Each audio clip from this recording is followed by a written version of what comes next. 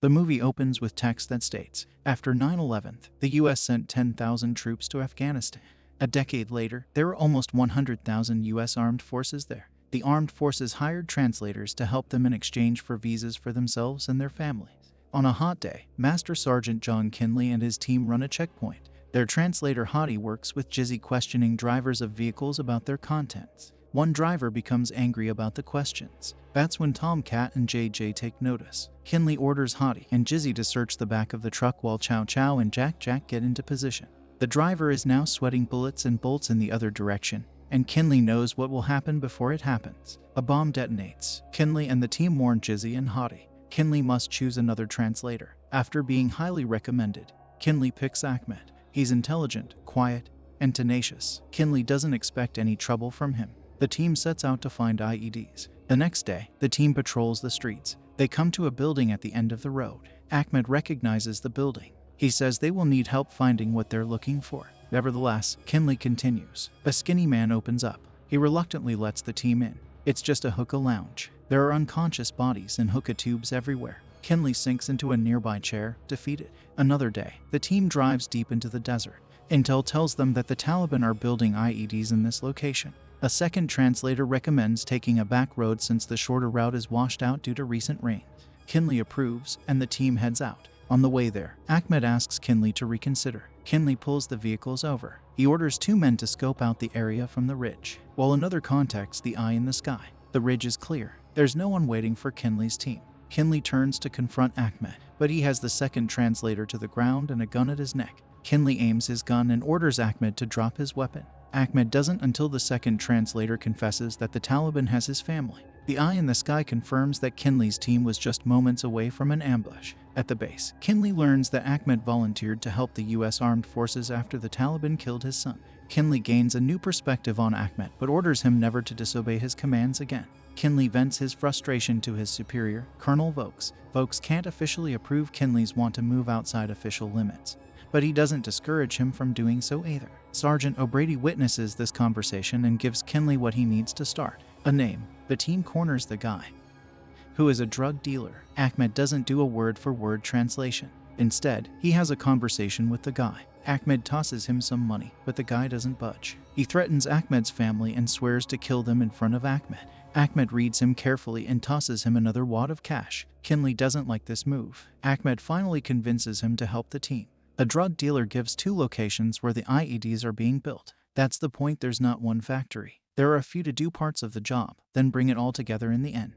The team moves out and hits the jackpot in a desert location. Kinley radios and their find and reinforcements are 15 minutes out. Kinley knows the team's position will only last for a while. They move in. They find three guys torturing an Afghanistan man, but they are too late to help him. More Taliban men arrive, and it's a shootout. Eventually, the entire team dies. Kinley and Ahmed can escape in one of the Taliban's pickup trucks, but they have a dozen guys on their tails. U.S. Armed Forces arrive and collect the remains of the team. Kinley and Ahmed's truck gets a flat tire. They abandon the pickup and use their position as an advantage. They get further and further into the woods, mountain area. Kinley and Ahmed try to return to base, but their radios are out of range. They spend the night in the mountains. The Taliban men phone their boss, and he orders them to bring in Kinley and Ahmed no matter what. Kinley wakes Ahmed. A radio is picking up a signal. It's the men after them. If they are getting a signal, it means they are close. Kinley and Ahmed double time it back in the direction of the base. They come across two men in a valley. Without guns, they stab them to death. On another hill, two men use binoculars and miss Kinley and Ahmed, but at the last moment, spot them. They have no choice. They must use the guns. The gunfire echoes through the canyon. The Taliban close in on their location. They take refuge in a house. Kinley tries to find an escape route, but he is shot in the leg, side of his stomach, and shoulder. Ahmed comes from behind and kills the Taliban. He takes their truck and loads Kinley in the back. Using the main roads, he gets as far as he can. Three Taliban men stop him from the side of the road. Their truck is having problems. They make him give them a ride. One sits in the cab with Ahmed. The other two jump back in the car. Kinley remains very still. He's under blankets and rugs, which is what Ahmed says his profession is. They cannot have this cover blown. Ahmed tends to Kinley's wounds, but it's only a temporary fix. They travel to another location. Ahmed trades the pickup truck for medicine, food, and a two-wheel wagon. Ahmed struggles to push Kinley up the mountains in the wagon. It's challenging and rigorous. Ahmed shields Kinley from the sun with light blankets. Kinley is in and out of consciousness through this time. That night, Kinley wakes in excruciating pain. Ahmed tries to comfort him. The next day, Ahmed makes it to a spot where he can see the base a few miles from his position on the mountaintop. At a small outdoor shop, Ahmed buys water, but a few Taliban trucks pull up. They notice Ahmed. One man begins to look under the blankets and discovers Kinley. Ahmed quickly takes out Taliban men. After a few moments, U.S. armed forces show up. An exhausted Ahmed is ordered to put his hands up. They cuff him and put him on the ground. He tells them Kinley is in his wagon. The soldier looks and is shocked that Kinley is alive.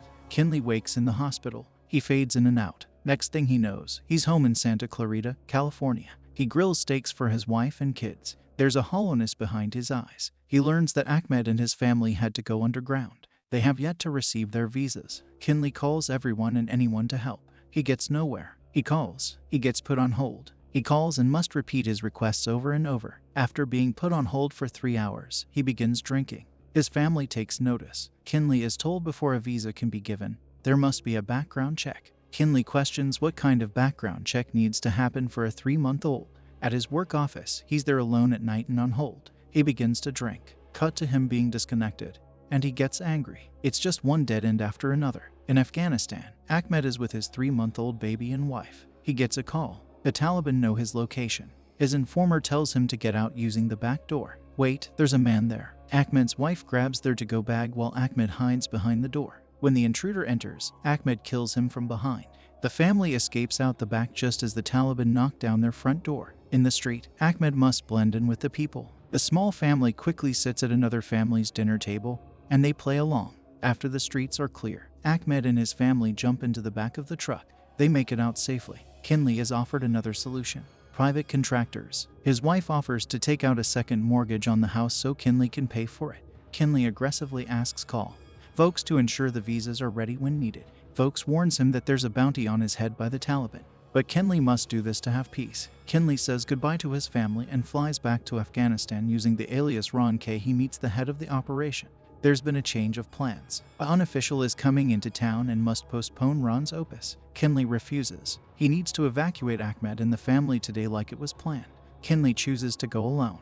They equip him with a truck and gear. There's a meeting set up with Ahmed's brother. The brother does his business without trouble from the Taliban because he supplies them with heroin. The brother gives Kinley a driver to take him to Ahmed's location. While driving there, a checkpoint worker forces the driver to show him the back where Kinley is hiding. The man gets too close. Kinley has no choice but to kill him. Kinley and the driver hide the body on the nearby riverbank. A Taliban spy spots them. He calls the boss. He's able to snap a picture of Kinley. The boss knows it's Kinley, sends reinforcements, and orders the spy to follow Kinley. They want him dead or alive. Ahmed works on a pickup truck while his wife tends to the baby at a nearby picnic table. There are a few civilians nearby. Ahmed hears a familiar voice and sees Kinley wearing eyeglasses and a hijab. He has their visas. They quickly load into the back of the driver's truck. The driver notices they are being followed. Kinley calls it in. The private contractors send their own reinforcements. The computer guy finishes running a check on Ron K and learns that it's John Kinley. The head of operations feels bad for prioritizing the unofficial now. He requests an Aka Angel of Death plane with impressive guns, to Kinley's location. The Taliban send more to Kinley's location. Kinley and Ahmed shoot at the nearest vehicle. They make it crash, blocking the way for the truck behind. They come to a tunnel and must abandon their truck. Kinley orders the truck to block the tunnel to buy time. He plants a grenade that goes off just as the Taliban arrive. Ahmed and Kinley move to the other side of the tunnel. Secure on this side of the dam, the driver shoots at the Taliban on the other side of the canyon, about a quarter mile away. They return fire. Ahmed and Kinley take fire and retaliate. Ahmed's wife protects the baby from inside a shed on the dam. Kinley runs out of ammo. The driver is shot. Ahmed uses the last of his pistol ammo. Just as the Taliban start to come toward Kinley, the Angel shows up. Its guns take out every single Taliban member. Kinley and the Ahmed family are evacuated by helicopter. Then they board a military transport back to the US. Kinley and Ahmed share a look of respect. Text appears on screen. Since the military withdrawal from Afghanistan, thousands of Afghani interpreters have either been executed for helping the armed forces or are living in hiding from the Taliban. Covenant, a bond, an agreement.